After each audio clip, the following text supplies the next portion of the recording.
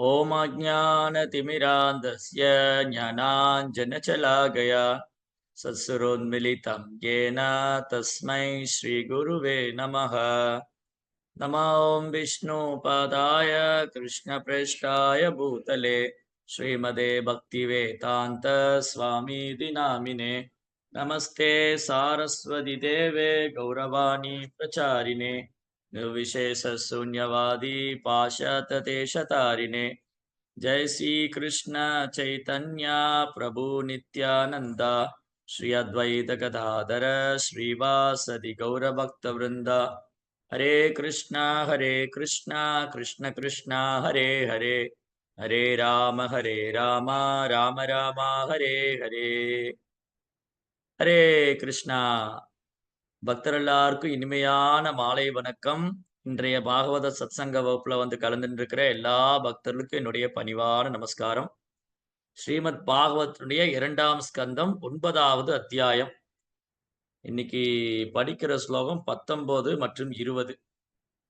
தம் பிரியமானம் சமுபஸ்திதம் கவிம் பிரஜாவசர்க நிஜசசானார்கனம் பபாஷசத் ஸ்மித சோச்சி சகீரா பிரிய பிரியம் பிரீத மனோகரே ஸ்வசன். And seeing Brahma present before him, the Lord asserted him as worthy to create living beings to be controlled as he desired. And thus, being much satisfied with him, the Lord shook hands with Brahma and slightly smiling addressed him thus. Okay. So இந்த ஸ்லோகத்தில் நிறைய பொருள் இருக்கு, நிறைய விஷயங்கள். இன்னைக்கு மக்கள் மத்தியில நிலவக்கூடிய குழப்பங்கள், சந்தேகங்கள், பல்வேறு தப்பான அபிப்பிராயங்கள், பல வகையான தவறான கருத்துக்களுக்கு பாகவதம் முதல்ல ஒரு முற்றுப்புள்ளி வைக்குது. என்னது? படைப்பாளின்னு ஒருத்தர் கிடையாது, திடீர்னு உலகம் தோன்றிடுச்சு, அல்லது அது ஏற்கனவே இருந்துச்சு, இயற்கையை யாரும் படைக்கல, இயற்கை ஏற்கனவே இருந்தது, அது திடீர்னு வந்துருச்சு, அதனால படைப்பாளிலாம் ஒண்ணும் கிடையாது. இந்த மாதிரி தவறான அபிப்பிராயங்களையும் தப்பான விஷயங்களையும் பரப்பக்கூடிய நபர்கள் உண்டு. இன்னைக்கு விஞ்ஞானிகள் கூட இயற்கை எப்படி தோன்றியதுங்கிறத ஆராய்ச்சி பண்ணிக்கிட்டே இருக்காங்க, ஒரு முடிவுக்கு வர முடியல. இந்த பிரபஞ்சம் எப்படி சிருஷ்டிக்கப்பட்டது, இது ஏற்கனவே இருந்ததா, யாராவது சிருஷ்டிச்சாங்களா, அவங்களோட அறிவு, தங்களுடைய அறிவை வைத்துக்கொண்டு விஞ்ஞானிகள் ஆராய்ச்சி பண்ணிக்கிட்டே இருக்காங்க, ஒரு முடிவுக்கே வர முடியல, கண்டுபிடிக்க முடியல. 2வது, மனக்கற்பனை செய்றவங்க கற்பனை பண்ணிக்கிட்டே இருக்கிறாங்க. இப்படி படைச்சிருக்கலாமோ ஒருவேளை, அப்படி படைச்சிருக்கலாமோ, இவர் படைத்திருப்பாரோ, அவர் படைத்திருப்பாரோ, இல்ல இது தானா வந்திருக்குமோ, இல்ல ஒரு ஒளியிலிருந்து வந்துச்சோ, இல்ல திடீர்னு வந்துச்சோ, இந்த மாதிரி கற்பனை பண்ணிட்டே இருக்கிறாங்க. அப்போ படைப்பின் ரகசியம், பிரபஞ்ச சிருஷ்டிப்பு, இந்த சிருஷ்டிப்பு லீலை, இதை நாம் அறிந்து கொள்ள வேண்டுமானால் நாம் பக்தர் பாகவதத்தையும் புத்தக பாகவதத்தையும் அணுகணும். பக்தர் பாகவதோட உதவி இல்லாம புத்தக பாகவதம் புரியாது. புத்தக பாகவதம் புரிந்து கொள்ளாம படைப்பின் ரகசியமும் புரியாது. பக்தர் பாகவதோட உதவி இல்லாம புத்தக பாகவதம் புரியாது. புத்தக பாகவதத்தை புரிந்து கொள்ளாதவங்களால் படைப்பின் ரகசியத்தை புரிஞ்சுக்க முடியாது. அப்போ இங்க ரொம்ப அழகா சொல்லியிருக்கு. என்ன ஆச்சு? And seeing Brahma present before him, Brahma தன் முன்பு நின்று கொண்டிருப்பதை பகவான் காண்கிறார். அப்ப இந்த பிரம்மா எங்கிருந்து வந்தாரு? அடுத்த கேள்வி வந்துரும் இல்லையா? பிரம்மான்னு ஒருத்தர் இருக்கிறாரா? பிரம்மான்னு ஒருத்தர் இருக்கிறாரா? அவர் எங்கிருந்து வந்தாரு? அவர் யாரு? அதற்கு பதில் தேட வேண்டும். உயிர்வாளிகளை படைத்தவர் பிரம்மா. 2ஆம் படைப்பு, செகண்டரி கிரியேஷன், விசர்கா. சர்கா சிருஷ்டிப்பு, விசர்கா உபசிருஷ்டிப்பு. நீங்க அடுத்த அத்தியாயத்துல நம்ம படிப்போம். 10ஆம் அத்தியாயத்துல 10 விதமான பாகவதத்துடைய 10 விதமான அங்கங்கள், 10 முக்கியமான விஷயங்கள் பாகவதத்துல இருக்கு. சர்கா, விசர்கா, ஸ்தானம், பூஷணம், இந்த மாதிரி ஒரு 10 விஷயம். அதுல சர்கா என்றால் படைத்தல், படைப்பு, சிருஷ்டிப்பு. விசர்கா என்றால் உபசிருஷ்டிப்பு, 2ஆம் படைப்பு. அப்ப முதல் படைப்பை யார் செய்கிறார்? படைப்பாளி என்று ஒருவர் இருக்கும் பட்சத்துலதான் படைப்பு என்று ஒன்று உண்டு. படைப்பாளி என்று ஒருவர் இல்லை என்றால் படைப்பு என்று ஒன்று கிடையாது. இது நம்ம நல்லா புரிஞ்சுக்கணும். படைப்பாளின்னு ஒருத்தர் இருந்தா தான் படைப்புன்னு இருக்கு. படைப்பாளின்னு ஒருத்தர் இல்ல, படைப்பு கிடையாது. எல்லாம் திடீர்னெல்லாம் தானாலாம் வந்துராது. எல்லாத்துக்கும் பின்னாடி ஒரு சக்தி இல்லையா? சக்தி, சக்திமான். சக்தி, சக்திமான். இப்போ எனக்கு பேசும் ஆற்றல், எனக்கு பேசும் திறமை இருக்கு. எப்படி என்னால பேச முடியுது? இந்த பேசுறதுக்கான சக்தி எப்படி வருது? இப்ப நான் இந்த உடல்ல இருக்கேன் ஆன்மா. இந்த உடல்ல ஆன்மா இருக்கு. ஆன்மா இருக்கிறதுனால எனக்கு பேசும் திறன் இருக்கிறது. வாய் இருக்குன்னு எல்லாம் பேச முடியாது. ஆன்மா இருந்தா தான் பேச முடியும். இறந்து போன உடலுக்கு கூட தான் வாய் இருக்குது. ஆனா பேசுதா? யோசிச்சு பாருங்க. இப்போ நான் இந்த உடல். இப்ப எனக்கு இந்த உடல். நான் இந்த உடல்ல இருக்கிறேன். இந்த உடலில் இருக்கும் ஆத்மா. இப்ப பேசும் திறன். பேசும் திறன் எனக்கு எங்கிருந்து வந்தது? ஆத்மாட்டிருந்து வருது. ரைட்? ஆத்மா இருக்க போய் தான் இந்த உடம்பு வாய் பேசுது. ஆத்மா இல்ல, வாய பொளந்துருவோம் அவ்வளவுதான். ஆன்னு நெறைய பேர் பாருங்க, இறந்து போன வீட்ல வாய திறந்துருவாங்க. அப்புறம் என்ன பண்ணி வச்சிருப்பாங்க? தலையோட சேர்த்து வாய ஒரு கட்டு கட்டிருவாங்க. நீங்க நெறைய இறந்து போன வீட்ல பாருங்க, தலையில ஒரு கட்டு, தலைய சேர்த்து இந்த வாயோட தாடையோட சேர்த்து தலையில ஒரு கட்டு போட்டிருப்பாங்க. அப்புறம் கை 2யும் சேர்த்து வச்சு ஒரு கட்டு போட்டிருப்பாங்க. கை 2யும் உடலோடு சேர்த்து வச்சு ஒரு கட்டு போட்டிருப்பாங்க. கால 2யும் சேர்த்து வச்சு ஒரு கட்டு போட்டுருவாங்க. ஏன்னா, இந்த உடம்பு விறகு மாரி ஆயிரும். அதனால என்ன பண்ணிட்டாங்க, எல்லாம் புடிச்சு கட்டி வச்சுருவாங்க. கை, கால் கட்டை விரலு, கை கட்டை விரலு, முழங்கை, முழங்காலு அங்கங்க கட்டு போட்டு அப்போ இந்த பேசும் திறன், நான் பேசுறேன்னா ஆத்மா தான் என்ன பேச வைக்குது. இந்த உடம்பு ஒரு எந்திரம் தான், ஒரு மெஷின் தான். ஆத்மா இருக்கப்ப இந்த உடம்பு இயங்குது.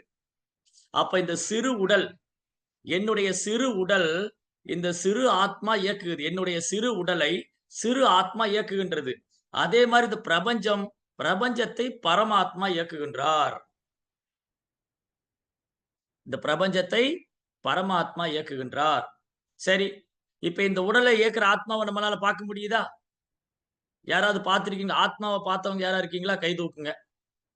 ஆத்மாவை பார்த்தவங்க யாரா இருந்தா கை தூக்குங்க. அப்ப ஆத்மா இருக்கா? இல்லையா? ஆத்மா இருக்கிறதுக்கான அறிகுறி என்ன? பதில் தெரிஞ்சவங்க கை தூக்குங்க. இந்த உடலை ஆத்மா இயக்குகின்றது. இந்த உடம்பு ஒரு எந்திரம்.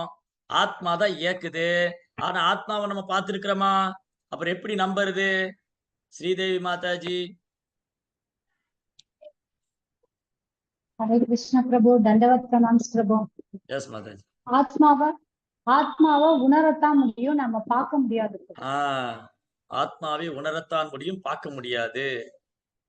அதே போல ஆத்மா உடம்பு பூராவும் உணர்ச்சியா பரவி இருக்கு ஆ ஆத்மா உடல் முழுவதும் பரவி இருக்கிறது.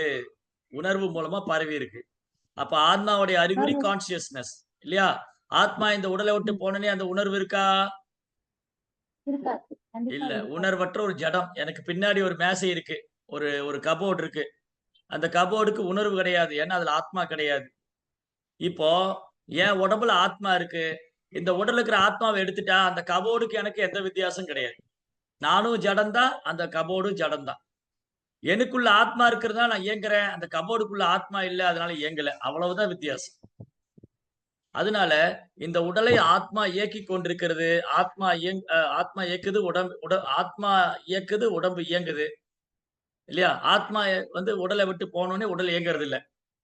அதே போல தான் இந்த சிறு உடலை சிறு ஆத்மா இயக்கிக் கொண்டிருக்கிறது. இந்த பிரபஞ்சத்தை இந்த பிரபஞ்சத்தை பரமாத்மா இயக்குகிறார். இந்த பிரபஞ்சத்தை பரமாத்மா இயக்குகிறார். எப்படி ஆத்மாவை ஜடக்கண்ணால் காண முடியாதோ, அதே போல பரமாத்மாவையும் ஜடக்கண்களால் காண முடியாது. ஆத்மாவே பார்க்க முடியல. ஆத்மாவே நாம் இன்னும் உணரல. அப்புறம் எங்க பரமாத்மாவ போய் உணர்றது? ஆத்மாவே உணராம நம்ம எல்லாம் இந்த உடம்புன்னு நெனச்சுட்டு இருக்கிறோம். இல்லையா? நாம எல்லாரும் இந்த உடம்பு அப்படின்னு நெனச்சுட்டு இருக்கிறோம். ஆத்மாவே நம்ம இன்னும் உணரல. அப்புறம் எங்க பரமாத்மாவ போய் உணர்றது? அதனால இந்த பிரபஞ்சம் யாருடைய மேற்பார்வையில் இயங்குது? பகவானுடைய மேற்பார்வையில் இயங்குது. கிருஷ்ணருடைய மேற்பார்வையில் இயங்குகிறது. ஏன்னா, அந்த பரமாத்மாவுக்கு அவர் தான் ஆதாரம். ஆத்மாக்கும் அவர் தான் ஆதாரம். பரமாத்மாவுக்கும் அவர் தான் ஆதாரம். இந்த பிரபஞ்ச சக்திக்கும் அவர் தான் ஆதாரம். இந்த ஜட உலகத்துக்கு அவர் தான் ஆதாரம். இந்த உடல் இது எல்லாத்துக்கும் அவர் தான் ஆதாரம். அததான் அனைத்துக்கும் ஆதாரம் அவர். அனைத்து சக்தியும் அவருடையது. இந்த ஜட உலகம் அவருடைய சக்தி. அவற்றிற்கு பிரிந்த சக்தி, மாயா சக்தி. இந்த ஜட உடல் பௌதீக சக்தி. இந்த உடல் இருக்கும் ஆன்மா கிருஷ்ணனுடைய ஆன்மீக சக்தி. பரமாத்மா கிருஷ்ணனுடைய அம்சம். ஆன்மா கிருஷ்ணனுடைய அம்சம். அப்ப எதையுமே கிருஷ்ணரிடமிருந்து வேறுபடுத்தி பார்க்க முடியாது. எல்லாமே பகவான்கிட்ட தான் தோன்றுது. அப்போ பகவான் இந்த உலகத்தை சிருஷ்டிக்க வேண்டும் என்று விரும்பிய உடனே, பகவானுக்கு ஏன் அந்த விருப்பம்? ஜட உலகத்தை சிருஷ்டிக்கணும்னு பகவானுக்கு ஏன் விருப்பம் வந்துச்சு? அவரா இங்க அனுபவிச்சுட்டு இருக்கிறாரு. நாம் விரும்பினோம். கிருஷ்ணர் வேண்டாம் எனக்கு. கிருஷ்ணர் வேண்டான்னு நாம விரும்பினதுனால, பகவான் நமக்காக இந்த பிரபஞ்சத்தை சிருஷ்டிக்கின்றார். அவர்தான் சிருஷ்டிகர்த்தா. அவர்தான் சர்வ காரண காரணம். 24 மூலக்கூறுகள், 5 பஞ்சமகா பூதங்கள், 5 கர்மேந்திரியம், 5 ஞானேந்திரியம், 5 அறிவு புலனுகர் பொருட்கள், மனம், புத்தி, அகங்காரம், ஜடையர்க்கின் 3 குணங்கள். இந்த 24 மூலக்கூறுகளும் பகவான்கிட்டே தோன்றுகிறது. அதனாலதான் அவருக்கு காரண உதகசாயி, மகாவிஷ்ணு. அவர்கிட்ட தான் எல்லா அண்ட சராசரங்களும் பிரபஞ்சங்களும் தோன்றுகிறது. அதுக்கப்புறம் அவர் என்ன பண்றாரு? இந்த காரணோசாய் விஷ்ணு என்ன பண்றாரு? அவர் காரண கடலில் பள்ளி கொண்டிருக்கிறார். காரண கடல்ங்கிறது என்னது? தன்னுடைய உடல்ல இருந்து வரக்கூடிய ஜலத்தினால, தன்னுடைய உடல்ல இருந்து வரக்கூடிய நீராலேயே அதுக்கு தான் நரா என்று பெயர். அந்த நரா என்ற நீர்மேல் சயனம் பண்ணியிருப்பதால் அவர் நாராயணர் என்று அழைக்கப்படுகிறார். நரா என்ற நீர்மேல் சயனம் செய்து கொண்டிருப்பதால் அவர் நாராயணர். தன்னுடைய உடலிருந்து வரக்கூடிய ஜலத்திலேயே அவர் சமுத்திரம், காரண கடல். காரண கடல்ல இந்த பூமியில கிடையாது. பூகோளம், அந்த எண்ணற்ற பிரம்மாண்டங்களே காரண கடல்ல தான் மிதந்துட்டு இருக்கு. அப்ப இந்த பிரபஞ்சத்துக்கு வெளியில இருக்கு காரண கடல். நம்ம பூமியில பார்க்கிறது உப்பு கடல். இங்க வந்து பூமியில 4ல 3 பாகம் கடலால சூழ்ந்து இருக்கு. அந்த பக்கமான பசிபிக், இந்த பக்கமான அண்டார்டிகா, அட்லாண்டிகா, இந்திய பெருங்கடல், எங்க போனாலும் கடல். ஆனா இந்த கடல் அல்ல. பகவான் சயனம் செய்திருப்பது காரண கடல். அந்த காரண கடல்ல நாராயணர் மகாவிஷ்ணு சயனம் பண்ணியிருக்கிறாரு. அவருடைய ரோம கூபத்திலிருந்து எண்ணற்ற அண்டங்கள் வெளியே வருது. அந்த ஓரொரு அண்டத்துக்குள்ளேயும் அவர் நுழையிறாரு. அண்டாந்தரஸ்து பரமானு ஜெயாந்தரஸ்து. அவர் ஓரொரு அண்டத்துக்குள்ளே நுழைஞ்சு, அந்த அண்டத்தை கர்ப்ப கடலால் நிரப்பி விடுகிறார். அங்க ஒரு கடல். முதல்ல காரண கடல். இன்னைக்கு கொஞ்சம் வகுப்பு தத்துவார்த்தமா தான் இருக்கும். நல்லா புரிஞ்சுக்கணும். கவனமா கேளுங்க, தூங்கிராதீங்க. முதல்ல காரண கடல். அந்த காரண கடல் பகவானுடைய உடல்ல இருந்து வரக்கூடிய ஜலத்திலேயே அவர் சயனம் பண்ணியிருக்கார். அதுக்கப்புறம் அவருடைய ரோம கூபத்திலிருந்து எண்ணற்ற அண்டங்கள் உற்பத்தி ஆகுது. எக்கார்ணவா ஜலே பஜதிஸ்ம யோகா நித்ரம் அனந்த ஜகதண்ட சரோம கூபா ஆதார சக்தி மவலம்ப பரம் ஸ்வமூர்த்திம் கோவிந்தமாதி புருஷம் தமகம் பஜாமி.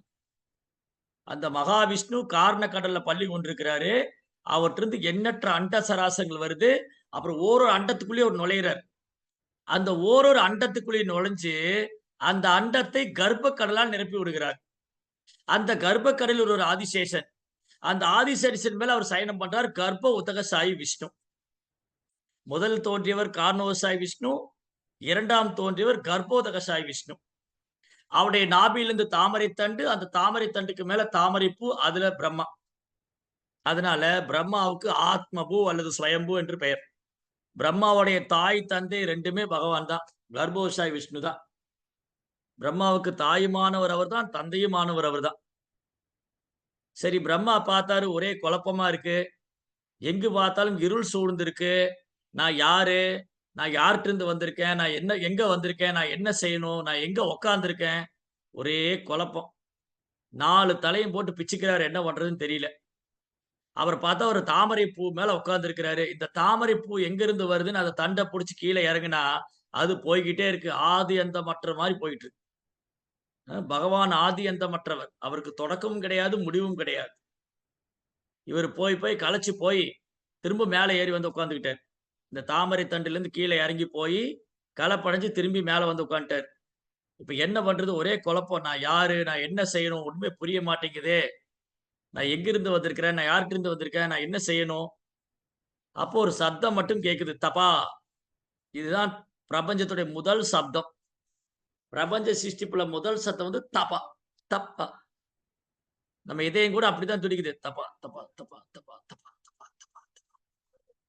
இதயம் லப்பு டப்புலாம் துடிக்கல. நெறைய பேர் இதயம் சொல்லுவாங்க லப்பு டப்பு, லப்பு டப்பு. லப்பு டப்புலாம் இதயம் துடிக்கல. இதயம் வந்து தபா, தபா, தபான்னு துடிக்கும். இந்த தபாங்கிறது படைப்பினுடைய முதல் சப்தம். பிரம்மா கேட்ட முதல் சத்தம் வந்து தபா. அவர் அந்த தாமரை பூ மேல அமர்ந்துகிட்டு, இதுக்கு தனக்கு குடுத்த கட்டளையாக, நான் நான் யாரிடத்திலிருந்து தோன்றி இருக்கின்றனோ, யார் பரம்பொருளோ, யார் பரம சத்தியமோ, அவர் எனக்கு குடுத்த கட்டளை என்று சொல்லி, பிரம்மா வந்து கடும் தவம் செய்கிறார். கடுமையான தவம். அவர் பகவானுடைய இந்த சப்தம், இந்த தபா என்ற சப்தத்தை வைத்துக்கொண்டு, அவர் மனதை ஒருநிலைப்படுத்தி கடுமையா தவம் செய்து பிரார்த்தனை செய்கிறார். தான் தோன்றுவதற்கு காரணமாக யார் இருந்தாரோ, இந்த காணக்கூடிய பிரபஞ்சத்தை யார் சிருஷ்டிச்சிருக்கார்? எண்ணற்ற பிரம்மாண்டங்கள். இந்த பிரம்மாண்டமெல்லாம் யாரிடத்திலிருந்து வந்திருக்கு? இந்த பிரம்மாண்டத்தை சிருஷ்டித்தவர் யாரு? தான் யார்ட்டருந்து வந்திருக்கோம்? அந்த பரம சத்தியம், அந்த பரம்பொருள் எனக்கு தரிசனம் கொடுக்க வேண்டும். அந்த பரம்பொருளை, அந்த பரம சத்தியத்தை, அந்த பரந்தாமனை, அந்த புருஷோத்தமனை நான் சேவிக்க வேண்டும் என்று பிரம்மா வந்து பக்தியோடு பிரார்த்தனை செய்கிறார். பக்தி தொண்டு. அப்போ வெறும் தவத்தினால் பகவான் திருப்தி அடையவில்லை. பிரம்மா வந்து ஏதோ தவம் பண்ணனால பகவான் திருப்தி அடையல. பிரம்மா பகவானை ஏக மனதோடு ஏற்றுக்கொள்கிறார். எனக்கு மேல ஒரு சக்தி இருக்கு. அந்த சக்திட்ட இருந்து தான் நான் வந்திருக்கேன். அப்ப அந்த சக்தி யாரு? அந்த சக்திமான் யாரு? அவரை நான் காண வேண்டும் என்று தவம் செய்தார். இப்ப என்னாச்சு? பகவான் பார்க்கிறாரு, தன் முன்னே பிரம்மா தவம் செய்து கொண்டிருக்கிறார். பகவானை நேருக்கு நேர் பார்க்கிறார் பிரம்மா. அப்படின்னா இது தெளிவான விடை. இங்க எல்லா கேள்விகளுக்கும் சந்தேகத்துக்கும் தெளிவான பதில் என்னது? படைப்பாளின்னு ஒருத்தர் இருக்கிறாரு. இங்க காணக்கூடிய அனைத்துக்கும் அவர்தான் ஆதாரம். இங்க என்னெல்லாம் சக்திகள் பார்க்கிறோமோ, அந்த சக்திகளுக்கு மான் வந்து சக்திமான். சக்திகளின் எஜமானன் சக்திமான் வந்து கிருஷ்ணா. அந்த பரம புருஷோத்தமனான பகவானை பிரம்மா நேருக்கு நேர் தரிசனம் பண்றார். நேருக்கு நேர். சாந்தாஹாரம் புஜகசயனம் பத்மநாபம் சுரேசம் விஸ்வாதாரம் ககனசகுசம் மேகவர்ணம் சுபாங்கம் லக்ஷ்மீகாந்தம் கமலநயனம் யோகிகிர் தியானகம்யம் வந்தே விஷ்ணும் பவபயகரம் சர்வலோகைகநாதம் மேகக்ஷாமம் கௌஸ்துபோத்பாசிதாங்கம் புண்ணியோபேதம் பொண்டரீகாயதாட்சம் விஷ்ணும் வந்தே சர்வலோகைகநாதம். அவர் ஆதிசேஷன் மேல பாம்பு படுக்கையில பள்ளி கொண்டிருக்கார். அவருடைய கண்கள் தாமரை இதழ் போல காது வரை விரிந்திருக்கு. புண்டரீகாக்ஷன் செந்தாமரை கண்ணன். இங்க கூட ஒரு திவ்ய தேசம் இருக்கு. 108 வைணவ தலங்கள்ல ஒன்று புண்டரீகாக்ஷ பெருமாள். திருவெள்ளரை. துறையூர்ல இருந்து ஸ்ரீரங்கம் திருச்சி வர்ற வழியில திருவள்ளரை ஒன்று திவ்ய தேசம். 108 வைணவ தலங்கள்ல ஒன்று. அங்க பெருமாளுக்கு வந்து புண்டரீகாக்ஷ பெருமாள் செந்தாமரை கண்ணன் என்று திருநாமம். அங்க உள்ள வெள்ளறை, அறைனா பாறை. வெள்ளறை, அங்குள்ள பாறைகள்லாம் வெள்ளை நிறத்துல இருக்கும். இன்னைக்கும் நீங்க வந்து திருவள்ளரை திவ்ய தேசத்துல போனீங்கன்னா, அது ஒரு சின்ன மலை மேல இருக்கும். பெரிய மலை இல்ல, சின்ன ஒரு குன்று. அந்த உள்ள மலைகள் எல்லாம் பார்த்தீங்க, அங்குள்ள பாறைகள்லாம் வெள்ளை நிறத்துல இருக்கும். வெள்ளறை. இது என்னாச்சு, ஒரு தடவை சிபி சக்கரவர்த்தி, கடையெழு வள்ளல்கள் ஒருவர் சிபி. சிபி சக்கரவர்த்தி ஒரு நாள் காட்டுல வேட்டையாட போன பொழுது, ஏதோ ஒரு வெண்மையாக ஒரு மிருகம், ஒரு வெள்ளையா ஒரு உருவம் அவரை கிராஸ் பண்ணுச்சு. என்னடா அது வித்தியாசமான ஒரு உருவம் என்ன தாண்டி போகுதுன்னு அதை பின்தொடர்ந்து போனா, அது போய் ஒரு குகைக்குள்ள போய் மறைஞ்சிடுது. இது யாரு என்னன்னு தேடி போனா, அங்க ஒரு முனிவர் தவம் செய்து கொண்டிருக்கிறார். மார்க்கண்டேய மகரிஷி. மார்க்கண்டேயர் தவம் செய்து கொண்டிருந்தார். இவர் மார்க்கண்டேயருக்கு நமஸ்காரம் செய்து பிரார்த்திக்க, மார்க்கண்டேயரும் தன் தவத்தை முடித்துவிட்டு சிபி சக்கரவர்த்தி பேசினாரு. ஓ சிபி, நீ சந்தித்தது ஒரு சாதாரண பிராணி அல்ல, சாதாரண மிருகம் அல்ல. அது பரம புருஷோத்தமனான முழுமுதற் கடவுள் பகவான் ஹரியினுடைய ஸ்வேத வராக அவதாரம். ஸ்வேத வராகம், வெள்ளை நிறத்திற்குள்ள வராகம். உன்மேல் திருப்தி அடைந்து பகவான் உனக்கு சனம் நேரம் தரிசனம் கொடுத்துட்டாரு. நான் மீண்டும் அவரை தரிசிக்க முடியுமா? எனக்கு அவருடைய சச்சிதானந்த ரூபத்தை காண முடியுமா? அந்த தெய்வீகமான அவருடைய ஆன்மீக உடல் பகவானுடைய கிருஷ்ணரின் தரிசனம் எனக்கு கிடைக்குமா? சிபி சக்கரவர்த்தி மார்க்கண்டேயரும் தபம் செய்ய அவங்களுக்கு வந்து பகவான் செந்தாமரை கண்ணனா தரிசனம் கொடுத்தார். சங்கம், சக்கரம், கதை, தாமரை, சந்திர சூரியர் வந்து மேல பகவானுக்கு புஷ்பங்களை மழையா பொழியிறாங்க. இப்படி வந்து புண்டரீகாக்ஷ பெருமாள். தரிசனம் கொடுத்தார். அதே போல இங்க பிரம்மாவும் தரிசனம் பண்றார். அவருக்கு பகவான் தரிசனம் குடுக்குறாரு. இப்ப பிரம்மா பகவான நேருக்கு நேரா பார்க்கிறாரு. அப்போ முதல் படைப்பு பிரபஞ்சத்துக்கு தேவையான இந்த சிருஷ்டிப்புக்கு தேவையான பௌதீக மூலக்கூறுகள். இந்த பிரபஞ்ச படைப்புக்கு தேவையான பௌதிக மூலக்கூறுகள் பிரபஞ்ச சிருஷ்டிப்பு பகவானால் படைக்கப்பட்டது. வேற யாரும் இத உருவாக்கல. தானாலாம் வரல. பகவான்ட்ட இருந்து தான் வந்திருக்கு. 1. 2வது இப்ப பிரம்மா பகவான நேருக்கு நேரா பார்க்கிறார். தன்னுடைய தந்தையும், தனக்கு தாயுமானவர், தந்தையானவர், குருவானவர், அனைத்துமானவர். அந்த பகவானை பிரம்மா நேருக்கு நேர் தரிசனம் பண்ணாரு. தன் முன்னாடி பிரம்மா நிக்கிறத பகவான் பார்த்தாரு. என்ன சொல்லுது? Seeing Brahma present before him, the Lord accepted him as worthy to create living being. உயிர்வாளிகளை உற்பத்தி பண்ணுவதற்கு சரியான நபர் இவர் என்று பிரம்மாவை தேர்ந்தெடுத்தார். சும்மா ஏதோ குருட்டுத்தனமான போக்குல எல்லாம் பிரம்மாவை பகவான் தேர்ந்தெடுக்கல. பிரம்மாவும் குருட்டுத்தனமாலாம் கிருஷ்ணரை முழுமுதற் கடவுளா ஏத்துக்கல. குருட்டுத்தனமாவோ, அல்ல மூடத்தனமாகவோ, அல்ல ஏதோ போன போக்கிலயோ, ஏதோ மனம் தோன்றியவாறோ பிரம்மா கிருஷ்ணரை முழுமுதற் கடவுளா ஏற்றுக்கொள்ளல. அவர் தவம் செய்தார், பக்தி தொண்டு செய்தார். அந்த தபா என்ற சப்தம் தனக்கு கொடுத்த கட்டளையாக ஏற்றுக்கொண்டார். அவருடைய பக்தி சேவையில பகவான் திருப்தி அடைஞ்சார். சோ பிரம்மா மனம் போன போக்குல படைக்கல. பிரம்மா மனம் போன போக்குல படைக்கல. மனம் போன போக்குல கிருஷ்ணரை முழுமுதற் கடவுளா ஏத்துக்கல. ஏதோ மனம் போன மாரி எல்லாம் செய்யல. பிரம்மா அந்த தபா என்ற சப்தத்தை பகவானுக்கு தனக்கு கொடுத்த கட்டளையாக ஏற்றுக்கொண்டார். அவர் பக்தி தொண்டு செய்து, தவம் செய்து பகவானை திருப்தி செய்தார். இப்போ பிரம்மா தன் முன்னாடி இருக்கிறத பார்த்துட்டு, இதுதான் குவாலிஃபிகேஷன். படைப்பதற்கான தகுதி 2ஆம் படைப்பு. உயிர்வாளிகளை படைக்கக்கூடிய 2ஆம் படைப்பு பிரம்மாவுக்கு எப்படி அந்த தகுதி? எதன் அடிப்படையில தகுதி? ஏதாவது லஞ்சம் எல்லாம் கொடுத்து அந்த தகுதியா இல்ல. நம்ம ஊர்ல எல்லாம் லஞ்சம் கொடுத்து கவர்மெண்ட் ஆபீசர் ஆயிருவாங்களே, ஆர்டிஓ ஆபீஸ், ரெஜிஸ்டர் ஆபீஸ்ல லஞ்சம் கொடுத்து ஆபீசர் ஆயிரலாம். அந்த மாதிரிலாம் இல்ல. பிரம்மாங்கிற பதவி, பிரம்மா என்ற பதவி ஒரு ஜீவாத்மாவுக்கு எப்ப கிடைக்குது? தகுதியின் அடிப்படையில கிடைக்குது. என்ன தகுதி அது? கிருஷ்ணரை முழுமுதற் கடவுளாக ஏற்றுக்கொண்டு, அவருக்கு பக்தி தொண்டு செய்து, அவரை திருப்தி செய்ததுனால, இந்த ஜீவாத்மா படைப்பு தொழில் செய்வதற்கு சரியானவன், தகுதியானவன். இந்த அடிப்படையில தான் பகவான் தேர்ந்தெடுத்தார். பகவான் ஏன் பிரம்மாவை தேர்ந்தெடுத்தாரு? Lord accepted him as worthy to create living being, to be controlled as he desired. And thus, being much satisfied with him, the Lord shook hands with Brahma and slightly smiling, addressed him as follows. So, Brahma கிட்ட இப்ப பிரம்மா தன் பக்தி தொண்டுனால, பக்தி சேவையினால பகவானை திருப்திப்படுத்திட்டார். பகவான் என்ன பண்ணாரு? இதுதான்ப்பா தகுதி. நீ என்ன முழுமுதற் கடவுளா ஏத்துக்கிட்ட. நீ என் மேல அபரிமிதமான நம்பிக்கையும் பக்தியும் வச்சிருக்கிற. அதனால நீதான் படைப்பதற்கு தகுதி வாய்ந்தவன். நல்ல சந்ததிகள், நல்ல உயிர்வாளிகளை படைப்பதற்கு நீ தகுதி வாய்ந்தவன் என்று பகவான் தேர்ந்தெடுத்து விட்டார்.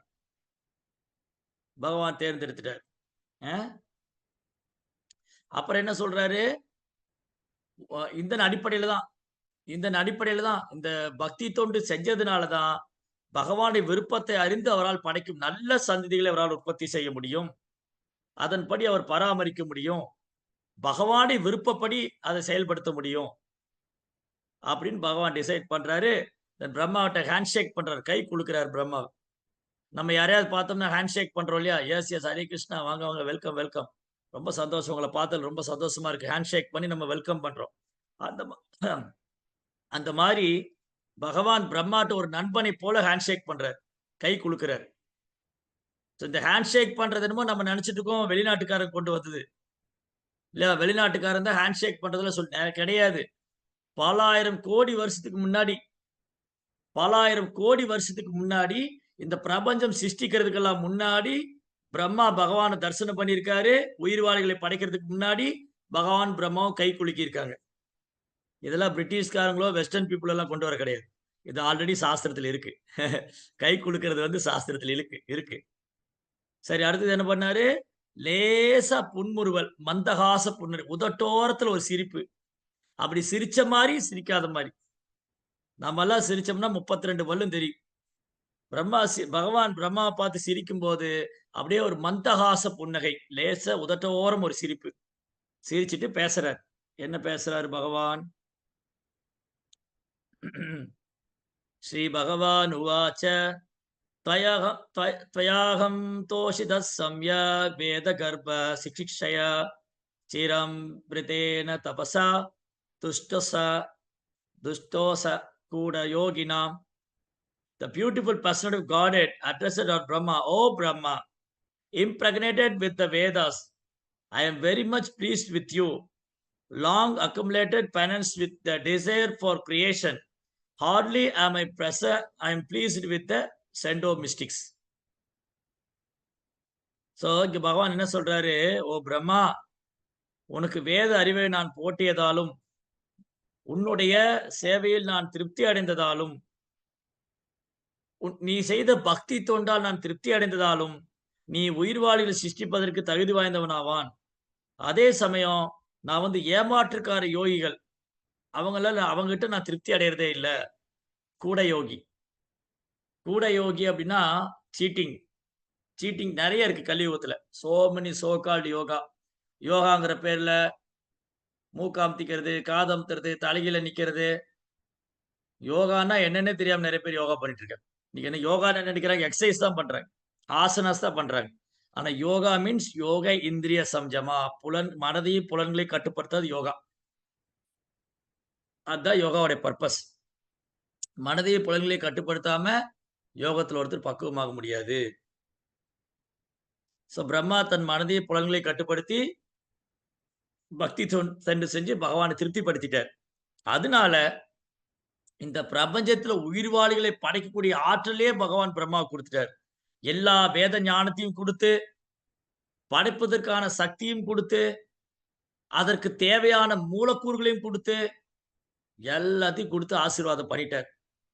அப்போ யாராவது பகவானுக்கு சின்சியரா நல்லா ஒழுங்கா பக்தி தொண்டு செய்வாங்களோ, அவங்களுக்கு தேவையான அறிவு, அவர்களுக்கு தேவையான சக்தி, பகவானை புரிந்து கொள்வதற்கு தேவையான அறிவு, பகவானுக்கு பக்தி தொண்டு செய்வதற்கு தேவையான சக்தி, அவர் மேல் அடைவதற்கான தேவையான விருப்பம், ஆசை இதெல்லாம் பகவான் குடுத்துருவார். நம்ம ஒண்ணே ஒண்ணு தான் செய்யணும். பிரம்மா மாரி நம்ம கவனமாக பக்தி தொண்டு செய்ய வேண்டும். ஆர்வமாக பக்தி தொண்டு செய்ய வேண்டும். தீவிரமாக பக்தி தொண்டு செய்ய வேண்டும். தவமாக பக்தி தொண்டு செய்ய வேண்டும்.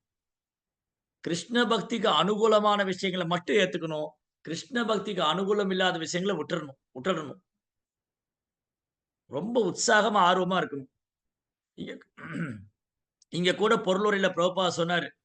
கிருஷ்ணர் வந்து எவ்வளவு ஆர்வமா இருக்காரு, நம்ம எல்லாம் அவர்ட்ட திரும்ப வரணும். கிருஷ்ண பகவான் வந்து இந்த உலகத்த சிருஷ்டிச்சதே வந்து அவருக்கு ரொம்ப ஆர்வமா இருக்கான். இங்க போன ஜீவாத்மா திருப்பி தன்கிட்ட வரணும். அதுக்காக வேண்டி தான் அவரு இந்த பூமியில தோன்றி லீலை செய்றாரு. அதுக்காக வேண்டி தான் சம்பிரதாயங்களை அமைச்சு வைக்கிறார். அங்கீகரிக்கப்பட்ட அதிகாரப்பூர்வமான ஆச்சாரிய சம்பிரதாயம். அப்போ அந்த சம்பிரதாயத்துல வரக்கூடிய ஆச்சாரியர்கள், குருமார்கள் அவங்க கிருஷ்ணருக்கு ரொம்ப பிரியமானவங்க. ஏன்னா, அவங்க கிருஷ்ணருடைய விருப்பத்தை நிறைவேற்றுறதுக்காக வராங்க. அவங்க கிருஷ்ணருடைய விருப்பத்தை நிறைவேற்ற வர்றதுனால, அவங்க கிருஷ்ணருக்கு ரொம்ப பிரியமானவங்க. அவங்க இங்க இருக்கிற ஜீவன்கள்லாம் கிருஷ்ணர்ட்ட அழைச்சுன்னு போகிற பொறுப்ப ஏத்துக்கிறாங்க. அது பிரம்மாட்டருந்து ஆரம்பிக்குது. பிரம்மா உயிர்வாழிகள சிருஷ்டிச்சதே, நல்ல உயிர்வாழிகள உற்பத்தி பண்ணி அவங்க பகவான்ட்ட திரும்ப போகணும். அப்ப பிரம்மா வந்து வேத ஞானத்த கத்துக்கிட்டாரு. பகவான்ட்டருந்து பிரம்மா வேத ஞானத்த கத்துக்கிட்டு, இந்த பிரபஞ்சங்களை சிருஷ்டிப்பு பண்றாரு. உயிர்வாழிகளை சிருஷ்டிப்பு பண்றாரு. அப்ப நாரதர் தோன்றுகிறார். நாரதருக்கு பக்தி தொண்டை கற்பிச்சு குடுக்கிறாரு. அதை அவ்வாறே நாரதரும் அடக்கத்தோடு, பணிவாக, தன்னடக்கத்தோடு கேட்டு, பிரம்மாவை மகிழ்விச்சு, நாரதர் அந்த ரகசியத்தை, பக்தி தொண்டை வந்து வியாசருக்கு கற்பிக்கிறார். வியாசர் அவரது சீடர்களான சுகதேவ் கோசாமிக்கு கற்பிக்கிறார். சுகதேவ் கோசாமி பரிஷித் மகாராஜ் இப்படி இந்த பக்தி தொண்டை பற்றிய ரகசியம் வந்து கிருஷ்ணாட்டிருந்து இறங்கி வருது. அதனால பக்தர்கள்லாம் கிருஷ்ணருக்கு ரொம்ப பிரியமானவங்க. காரணம் என்னது? தூய பக்தர்கள், ஆச்சாரியர்கள், குருமார்கள், இந்த பிரம்ம மாத்துவ கௌடிய வைஷ்ணவ சம்பிரதாயத்துல வர்றவங்க கிருஷ்ணருக்கு ரொம்ப பிரியமானவங்க. ஏன்னா கிருஷ்ணருடைய திட்டத்தை நிறைவேற்றுறதுக்காக வராங்க. அவங்க வேற திட்டம் போட்டுலாம் வர்றதில்ல. நம்மள மாரி இந்த ஜட உலகத்த அனுபவிக்கணும். ஜட உலகத்துல எல்லாத்தையும் கட்டுப்படுத்தணும், எல்லாத்துக்கும் காரணமா இருக்கணும். அந்த மாரி திட்டம் போட்டுலாம் அவங்க வரல. அவங்க என்ன திட்டம் போட்டு வர்றாங்க? இந்த ஜீவாத்மாக்கள் கட்டுண்ட வாழ்க்கையில இருக்கிறவங்கள எப்படி விடுவிக்கிறது? அவங்கள எப்படி பகவான்ட்ட அழைச்சிட்டு போறது? அவங்கள எப்படி பகவான சரணடைய வைக்கிறது? அவங்களுக்கு எப்படி பகவான் மேல அன்ப வர வைக்கிறது? இதை கற்றுக் குடுக்கிறதுக்காக வர்றாங்க. அதுதான் ஸ்பெஷல். இந்த தூய பக்தருடைய வருகை. இன்னைக்கு கூட ஒரு அற்புதமான பக்தருடைய தோன்றிய தினம். பக்தி வினோத் தாக்கூரர். பக்தி வினோத் தாக்கூரர் வந்து இந்த கௌடிய பிரம்ம மாத்துவ கௌடிய வைஷ்ணவ சம்பிரதாயத்துல ஒரு பிரதானமான ஆச்சாரியர். 200 வருஷத்துக்கு முன்னாடி தோன்றினார். அவர் காலத்துல பெரும் சவாலா இருந்தது. கிருஷ்ண பக்திய வந்து பிரச்சாரம் பண்றதுக்கு பெரும் சவால். ஏன்னா நெறைய போலியான சம்பிரதாயங்கள். கிருஷ்ண பக்திக்கு எதிராக அதாவது பகவான்ட்ட இருந்து நம்மளை விலக்கி தூர கொண்டு செல்ற பகவான்ட்ட இருந்து நம்மளை பிரித்து, பகவான்ட்ட இருந்து நம்மளை விலக்கி, பகவானை பற்றிய விஷயங்கள்ல பக்தி தொண்டுல நம்மள ஈடுபடுத்தாம, நம்ம தவறான பாதையில நடத்தக்கூடிய இந்த கூட யோகா. ஏமாற்றக்கூடிய யோகிகள் மாரி, ஏமாற்றக்கூடிய போலி சம்பிரதாயங்கள். அவுலா, பவுலா, சகிபகி, ஜாதி கோசானி, கௌரங்க நகரி, ஸ்மார்த்தா, சகஜியா இந்த மாரி ஒரு 14 அப்பசம்பிரதாயம். இந்த அப்பசம்பிரதாயம்னா, தோற்றத்துல வைஷ்ணவர் மாரியே இருப்பாங்க. ஆனா ஒழுங்கா பின்பற்ற மாட்டாங்க. ஏமாத்துவாங்க. நம்ம கூட சில நேரம் அப்படித்தான் பண்ணுவோம். திலக்கெல்லாம் போட்டுக்கிட்டு, துளசி மாலைலாம் போட்டுட்டு வைஷ்ணவர் மாரி இருப்போம். ஆனா, பௌதீக விஷயங்கள்ல ரொம்ப ஈடுபடுவோம். கோயில்ல போனா ஒரு மாரி பக்தர், வீட்டுக்கு வந்தா ஒரு மாரி பக்தர், ஆபீஸ்ல போனா ஒரு மாரி பலவேறு முகங்கள் நமக்கு இருக்கிறது. வீட்ல ஒரு மாரி, மனைவிட்ட ஒரு மாரி, பிள்ளைகள்ட்ட ஒரு மாரி, கோயில்ல ஒரு 6 முகம். முருகருக்கு எப்படி சண்முகன், முருகனுக்கு 6 முகம் இருக்கிற மாரி நமக்கு 1000 முகம். அ இந்த மாரி அ பக்தி வினோத் தாக்கூர காலத்துல ஏமாற்றக்கூடிய போலி சம்பிரதாயங்கள் அதிகமா இருந்தது. சைதன்ய மகாபுடைய போதனைகளை பின்பற்றாம, தன்னை சைதன்ய மகாபுடைய ஃபாலோவர்ஸ் சொல்லிக்கிறவங்க, ரூப கோஸ்வாமியுடைய போதனையை பின்பற்றாம, நாங்கலாம் ரூப கோஸ்வாமியுடைய ஃபாலோவர்ன்னு சொல்லிக்கிறவங்க ஏமாற்றுக்காரர்கள். கௌரங்க நகரி அப்டின்னா, சைதன்ய மகாபுரு மாரி வேஷம் போட்டு அப்டி நடனம் ஆடுறது. நான் வந்து சைதன்ய மகாபுடைய அவதாரம் அப்டின்னு ஏமாத்துறது. இல்ல நான் சைதன்ய மகாபுரு உணர்ந்துட்டேன். எனக்குள்ள சைதன்ய மகாபுரு தோண்டிட்டாரு. நீங்களும் என் கூட வந்து நடனம் ஆடுங்க அப்டின்னு ஏமாத்துறது. அதே மாரி சகஜியா. சகஜியான்னா கிருஷ்ணர் மாரி, கோபிகள் மாரிலாம் வேஷம் போட்டு டான்ஸ் ஆடுறது. கிருஷ்ணர் வந்து கோபிகளோட நடனம் ஆடுனாரு. நமக்குள்ளேயே கிருஷ்ணர் இருக்காரு. நாம தான் அந்த கிருஷ்ணான்னு சொல்லி, கிருஷ்ணர் மாரியே வேஷம் போட்டுக்கிட்டு, பெண்களோடு நடனம் ஆடுறது. இந்த மாரி ஏமாற்றக்கூடிய சம்பிரதாயங்கள். சகஜியா, கௌரங்க நகரி, ஜாதி கோசானி. பிறப்பால வந்து நான் கோசாமி குடும்பத்தை சேர்ந்தவங்க அப்படின்னு தன்னை கிளைம் பண்ணிக்கிறது. இந்த மாரி நெறைய ஏமாற்றக்கூடிய சம்பிரதாயம். அப்ப வந்து பக்திவினோத் தாக்கூர் இந்த பூமியில தோன்றி, இந்த தவறான கருத்துக்கள், தப்பான அபிப்பிராயங்கள், போலியான சம்பிரதாயம் இதெல்லாம் உதைச்சு தள்ளினார். இதெல்லாம் தவிர்த்து, இதெல்லாம் தவிடு பொடியாக்கி, சைதன்ய மகாபுடைய உண்மையான போதனை, அவருடைய திட்டம் என்ன? சைதன்ய மகாபுடைய திட்டம், என்னுடைய நாமம் ஓரொரு கிராமத்திலும், நகரத்திலும் ஜெபிக்கப்படணும். ஓரொரு கிராமத்திலும், நகரத்திலும் எனது நாமம் ஜெபிக்கப்படணும். கிருஷ்ணருடைய நாமம், சைதன்ய மகாபுடைய நாமம். அதுக்கு யாரெல்லாம் ஏமாத்து வேலை பண்ணாங்களோ, அதையெல்லாம் தவிர்த்து, உண்மையான சைதன்ய மகாபுடைய போதனை, உண்மையான ரூப கோஸ்வாமியின் போதனை, சைதன்ய மகாபுடைய போதனை என்ன? பாகவத தர்மம் என்ன? ஹரிநாமத்தோட மகிமை என்ன? அத உள்ளது உள்ளபடியே பிரச்சாரம் பண்ணார். அதுக்கு வந்து நெறைய தடங்கல்களையும், பிரச்சனைகளையும் சந்திச்சார். அவர் காலத்துல அவர் வந்து ஒரு குடும்பஸ்தரா இருந்தார். இல்லற வாழ்க்கையில இருந்து கொண்டு அவர் ஒரு பெரும் ஆச்சாரியரா இருந்தார். அதனால ஆச்சாரியனா இருக்கணும்னா ஒருத்தர் சன்னியாசியா போகணும்னு அவசியம் இல்ல. நெறைய பேர் என்ன நெனச்சுட்டு இருக்கிறாங்கன்னா, சாதுன்னா அவன் சன்னியாசியா போயிருவாங்க. அவங்க எல்லாத்தையும் விட்டுட்டு காட்டுக்கு போயிருவாங்க. இல்ல ஏதோ பெரிய தாடி வச்சுட்டு இமயமலை குகையில உட்கார்ந்துருப்பாங்க. அவங்க அல்ல சாது. சாதுரேவ சமந்தவ்யக. யாரு பக்தி தொண்டை பயிற்சி பண்றாங்களோ அவங்க சாது. அந்த சாது எங்க வேணாலும் இருக்கலாம். அவரு ஹவுஸ் ஒய்ஃபா இருக்கலாம். வீட்ல வந்து மனைவியா இருக்கலாம். இல்ல அலுவலகத்துல வேலை பார்க்கக்கூடியவரா இருக்கலாம். இல்ல அவர் வந்து வியாபாரியா இருக்கலாம். இல்ல ஒரு மாணவரா இருக்கலாம். இல்ல இளைஞரா இருக்கலாம். வயதானவரா இருக்கலாம். ஆணா இருக்கலாம். பெண்ணா இருக்கலாம். யாரா வேணா இருக்கலாம்.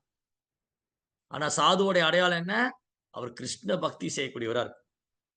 பகவானுக்கு பக்தி தொண்டு செய்றவர். அப்போ பக்திவினோத் தாக்கூரர் வந்து இல்லற வாழ்க்கையில தான் இருந்தார். அவருக்கு 10 குழந்தைகள் இருந்தாங்க. அவர் இல்லற வாழ்க்கையில தான் இருந்தாரு. ஆனா அவர் ஆச்சாரியன். காரணம் என்னது? அவர் யார பார்த்தாலும் கிருஷ்ணர பத்தி சொல்லுவார். கிருஷ்ண நாமத்தை பரப்புவார்.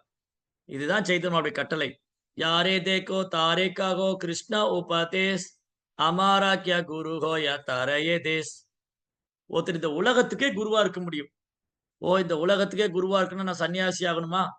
எல்லாத்தையும் விட்டுட்டு போயிரணுமா? காட்டுல போய் பரதேசியா இருக்கணுமா? அப்படி அவசியம் இல்ல. இந்த உலகத்துக்கே குருவா இருக்கிறதுனா என்னது? நாம் யாரை பார்த்தாலும், எங்கு சென்றாலும் கிருஷ்ணரை பற்றி உபதேசிக்கணும். பகவத்கீதை படிங்க, நாம ஜெபம் பண்ணுங்க, கோயிலுக்கு வாங்க, பகவானுக்கு சேவை பண்ணுங்க, பிரசாதம் சாப்பிடுங்க. இது மூலமா யாரை தேக்கோ தாரை கஹோ கிருஷ்ண உபதேஸ். கிருஷ்ணரை பற்றி நம்ம சொல்லிக் குடுத்தோம்னா, உபதேசம் பண்ணா, சைத்தன்ய மகாபுருடைய கட்டளை என்னது? இந்த மாரி நீங்க எங்க போனாலும், யாரை சந்தித்தாலும், கிருஷ்ண நாமத்தை பற்றியும், கிருஷ்ணரை பத்தியும் சொன்னீங்கன்னா, நீங்க இந்த உலகத்துக்கே குருவா இருக்கலாம். அதுக்காக நம்முடைய பொசிஷன்லாம் மாத்திக்க வேண்டிய அவசியம் இல்ல. நம்முடைய சூழ்நிலையை நம்முடைய தொழிலையோ, நமது குடும்பத்தையோ மாத்தி வைக்கணும்னு அவசியம் இல்ல. நாம் இருக்கும் இடத்தில் இருந்து கொண்டே, ஸ்தானே ஸ்திதா ஸ்துதி கதாம் தனுமான் மனோபி. பாகவதத்துல பிரம்மா சொல்றார், ஒருத்தர் எந்த இடத்துல இருக்காரோ, அந்த இடத்துல இருந்து கொண்டே அவர் சாதுவா வாழ முடியும். அவர் குடும்பஸ்தரா இருக்கலாம், அவர் பிரம்மச்சாரி மாணவரா இருக்கலாம், இல்ல சன்னியாசி துறவியா இருக்கலாம். அவர் எந்த இடத்துல இருந்தாலும், அந்த தர்மத்தை கடைபிடித்துக் கொண்டே அவர் உலகத்துக்கே குருவா இருக்க முடியும். இதுதான் பக்தி வினோத் தாக்கூரின் மிகச்சிறந்த உதாரணம். அவர் கோர்ட்ல மேஜிஸ்ட்ரேட்டா இருந்தாரு. அந்த வேலையும் நல்லா கவனிச்சுக்கிட்டாரு. வீட்ல மனைவி, குழந்தைகளையும் நல்லா பார்த்துக்கிட்டாரு. கிருஷ்ண பக்தியும் பயிற்சி பண்ணாரு. கிருஷ்ண பக்தியும் பிரச்சாரமும் செஞ்சாரு. அவர் காலத்துல ஒரு நாளைக்கு 64 மாலை ஜபிக்கணும். நம்ம 16 மாலை ஜபிக்கிறதே இரவு பகலா தீராம போய்க்கிட்டே இருக்கு. 2 மணி நேரம் தான் ஆகும் 16 மாலை. அத ஒரு நாள் ஃபுல்லா உட்கார்ந்து சொல்லிட்டு இருக்கிறோம். ஆனா பக்தி வினோத் தாக்கூர் காலத்துல ஒரு நாளைக்கு 64 மாலைகள் ஜபிக்கணும். அவர் வீட்டு வேலைகளை பார்க்கணும். கோர்ட்ல உள்ள கேஸ் பார்க்கணும். 64 மாலையை ஜபிக்கணும். சாஸ்திரம் புத்தகம் எழுதணும். கவிதைகள் எழுதினாரு. புத்தகங்களை மொழிபெயர்ப்பு செஞ்சாரு. கிருஷ்ண பக்திய பிரச்சாரம் பண்ணாரு. விருந்தினர்களை உபசரிச்சாரு. பாருங்க. ஒரு நாளைக்கு 2 மணி நேரமோ, 3 மணி நேரமோ தான் தூங்கி இருக்கிறாரு. மீதி பூரா சாப்பிட்டது கூட எப்படி? ஒரே வேளை இல்ல. கொஞ்சம் கொஞ்சமா 2 வேள. 2 சப்பாத்தி, 1 டம்ளர் பாலு, கொஞ்சம் ரைஸு, தாலு. இவ்வளவுதான். இவ்வளவுதான் ஆகாரம். அவர் முழுக்க முழுக்க கிருஷ்ண உணர்விலே இருந்தார். அவர் சொல்றாரு, "நான் கோர்ட்ல இருந்து எங்க வீட்டுக்கு வந்தேன். நான் கோர்ட்ல இருந்து வீட்டுக்கு திரும்ப வந்தா, என் வீடு பார்த்தா வைகுந்த லோகம் மாரி இருக்கு. என் மனைவி பகவானுக்காக சமையல் பண்றாங்க. என் ஒரு குழந்தை பாகவதம் படிச்சுக்கிட்டு இருக்கான். இன்னொரு குழந்தை நாம சங்கீர்த்தனம் பண்ணிக்கிட்டு இருக்காரு. இன்னொரு குழந்தை பூஜை பண்ணிக்கிட்டு இருக்கிறாரு. இதெல்லாம் பார்க்கும்போது, என்னுடைய வீடு எனக்கு வைகுண்டமாக காட்சியளித்ததுன்னு" சொல்றார். அப்போ இந்த மாரி ஒரு குடும்பஸ்தர் தன் வாழ்க்கைய அமைச்சுக்க முடியும். அவங்க வீட்டையே ஆன்மீக லோகமா மாத்திரலாம். எங்க கிருஷ்ண உணர்வு பயிற்சி செய்யப்படுகிறதோ, அந்த இடம் ஆன்மீக உலகத்துக்கு சமம். அது ஆன்மீகமானது. எந்த இடத்துல கிருஷ்ண பக்தி இல்லையோ, அது நரகம் போல. அவ்வளவுதான் வித்தியாசம். நம்ம இருக்கிற வீட்ட நரகமா மாத்திக்கணுமா, ஆன்மீகமா, சொர்க்கமா மாத்திக்கணுமா நம்ம கையில தான் இருக்கு. நாம் பக்தியை சிரத்தையோடு செய்வோமேயானால், பிரம்மா எப்படி நம்பிக்கையோட பகவானுக்கு சேவை செய்தாரோ, பக்தி செய்தாரோ, அதே போல் நாமும் செய்வோமேயானால், நம் வீட்டை நாம் வைகுண்டமாக மாற்றி விடலாம். இல்ல, பக்தி செய்யாம ஒருத்தருக்கு ஒருத்தர் சண்டை, போட்டி, பொறாமை, அந்த வீடே நரகமா இருக்கும். நரகமா இருக்கும். அதனால பக்தி வினோத் தாக்கூர் காலத்துல, அவர் ஒரு சிறந்த குடும்பஸ்தராக இருந்து கொண்டு, அவர் ஆச்சாரியன். இந்த சம்பிரதாயத்தை வழிநடத்தக்கூடிய ஒரு ஆச்சாரியனாவும் இருந்திருக்கார். அப்ப எப்படிப்பட்ட ஒரு சிறந்த உதாரணம் அவர். ஒரு குடும்பஸ்தர் எப்படி பக்தி செய்யணுங்கிறதுக்கு சிறந்த உதாரணம்.